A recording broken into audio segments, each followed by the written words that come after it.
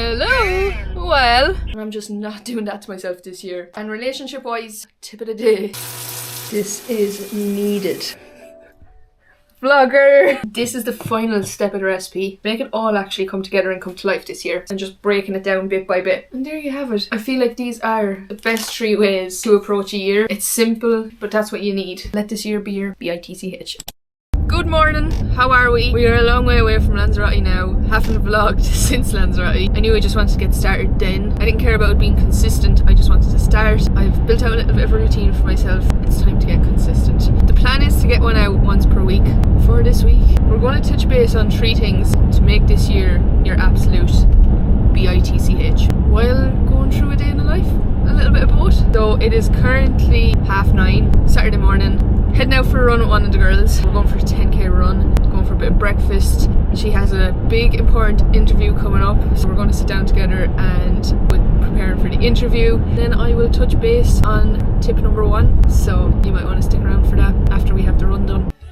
Shauna, say hello to the vlog. Hi guys! We're ready to go for our 10k run. Don't know if the paths are like runnable or not, but I suppose there's only one way to find out. Let's go! Okay, this is not runnable.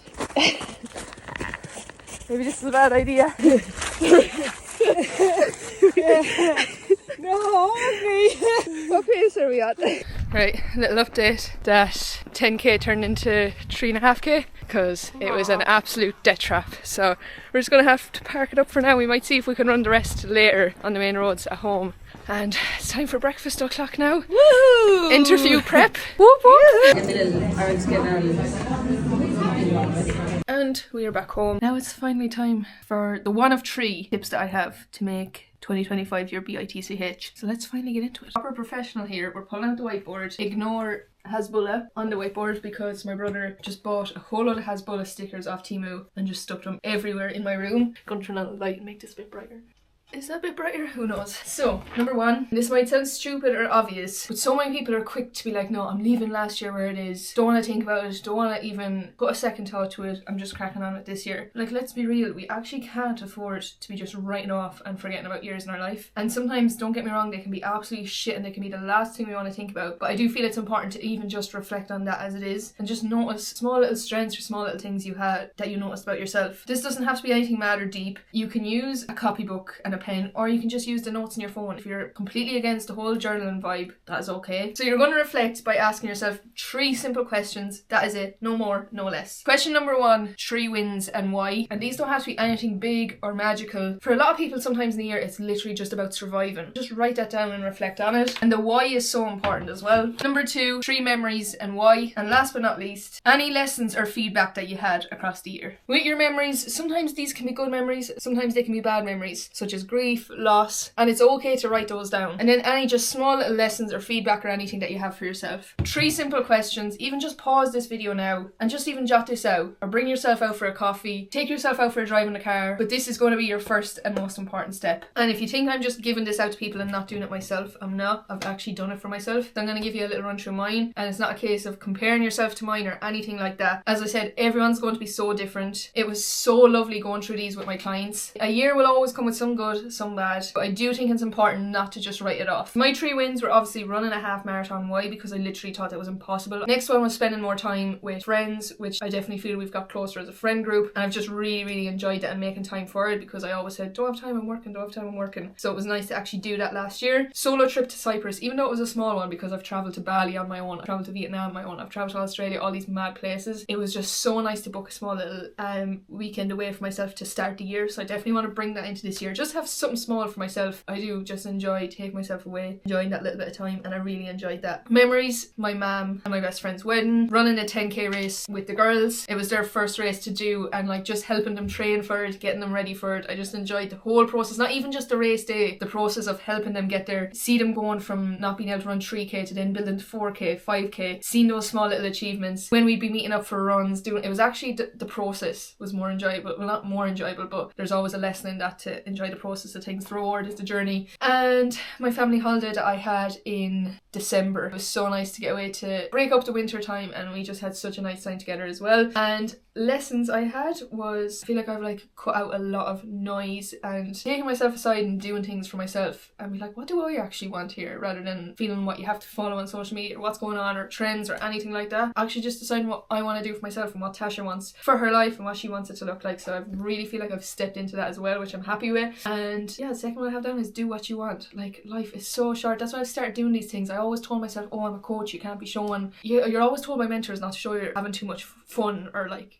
say for example when I was traveling like Australia or doing all these things, I would always hold back on what I'm showing. It's like, why didn't I document that? Why didn't I vlog that? There are things that I enjoy doing. I love looking back at the videos that I got from the few vlogs that I've done for Lanzarote, and yeah, I'm just doing more of what I want to do this year, which I'm really enjoying, and these videos are definitely one of it. Yeah, oh, actually no, I won't go into those yet. That's for tip number 2.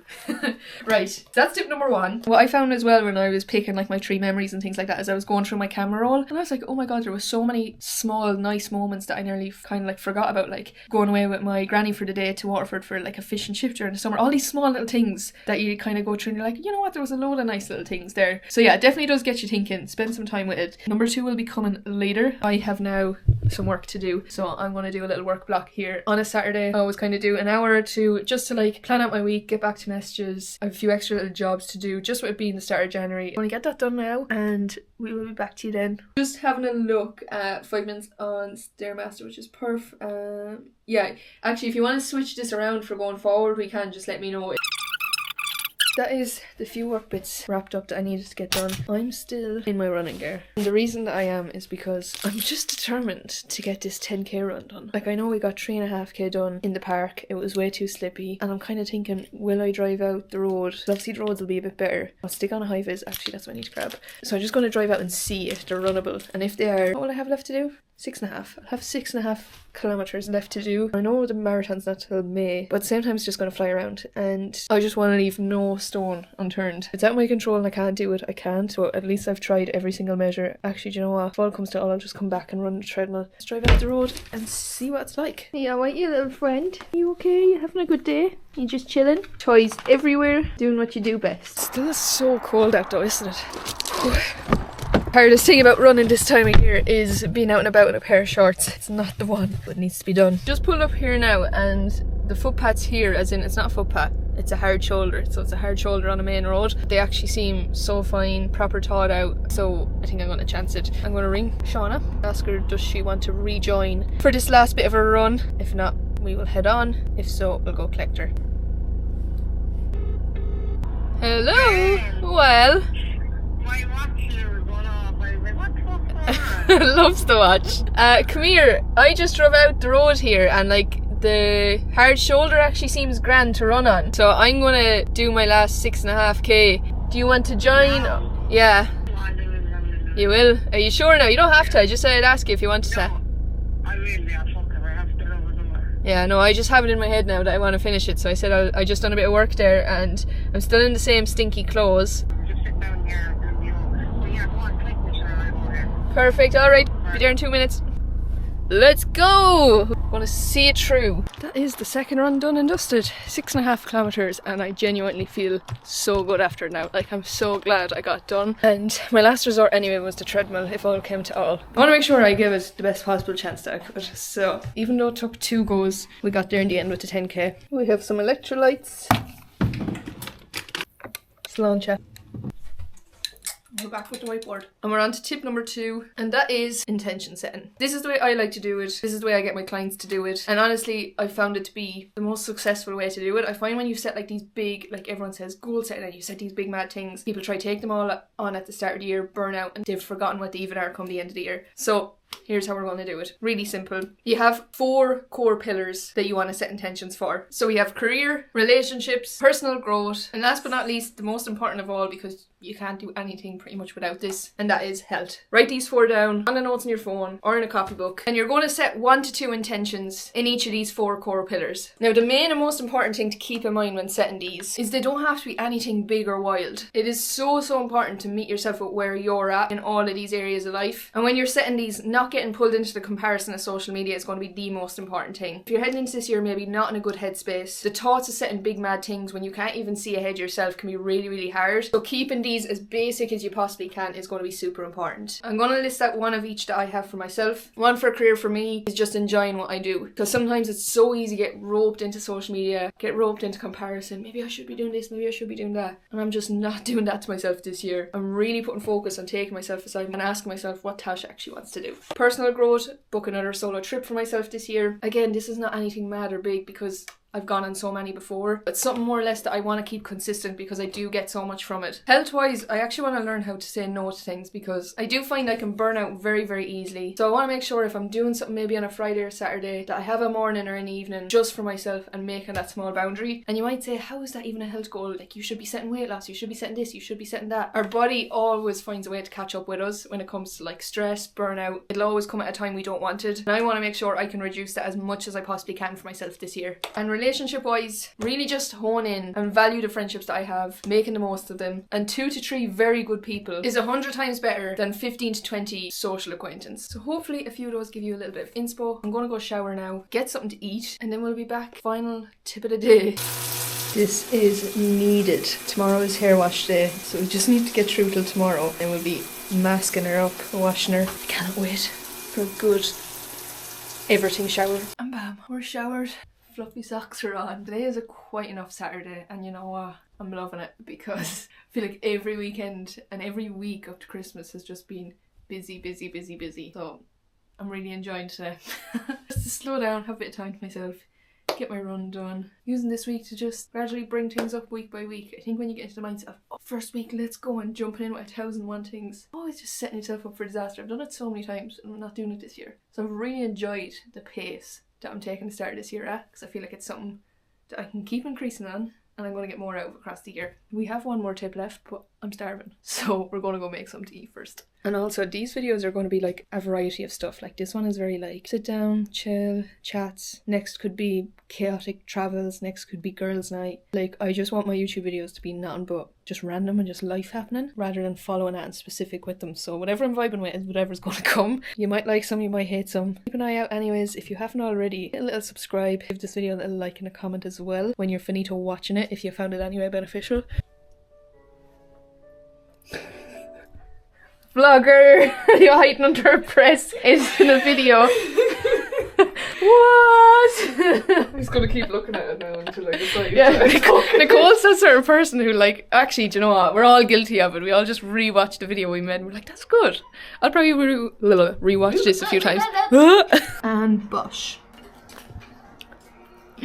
Fake away burger and chips. Never get sick of it.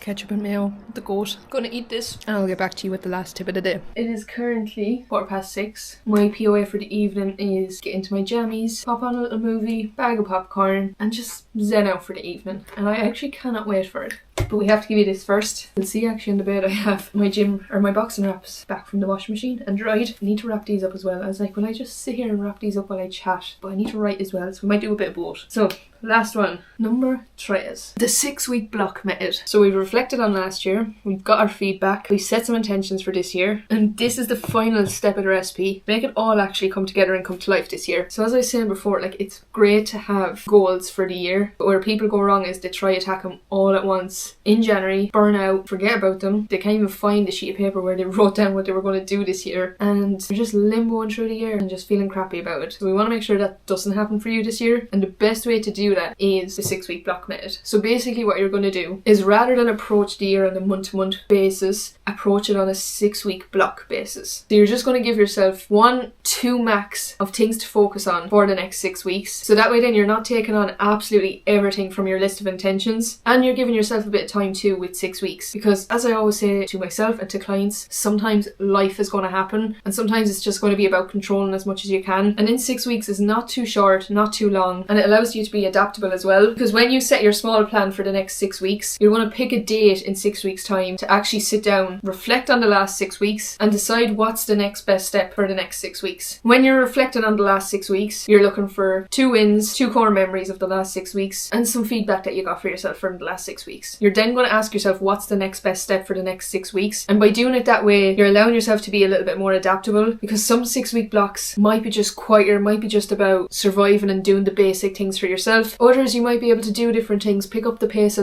little bit in different areas of your life, and it's not going to be too overwhelming or something that you give up on. And it's exactly what I'm doing myself, and it's what I'm doing with my clients as well, on how we're approaching this year and just breaking it down bit by bit. And there you have it. I feel like these are the best 3 ways to approach a year. It's simple, but that's what you need, and it's the reason I'm heading into this year so much more calmer and not with this like high motivation where I'm taking on the world and more that then dips and crashes, burns out, feel crap, and the cycle continues all year round. So if you haven't started already, get going with step 1, then move on to step 2. Plan out your step 3, even if it's the middle of January, even if it's February, it doesn't matter when you start this. Just plan out a day to actually sit down and do this. There's no right day and everyone's going to be so different. And if it's something you're struggling with or you're not really sure how to do, feel free to drop me over a message, because if I can help in any way possible, I always will. I'll leave my Instagram here somewhere. And yeah, if you want to see more videos like this, or if there's something else in particular that you want me to cover, or whatever it may be, or if you're just sticking around for like the fun travel vlogs, maybe you can just ignore this one. But yeah,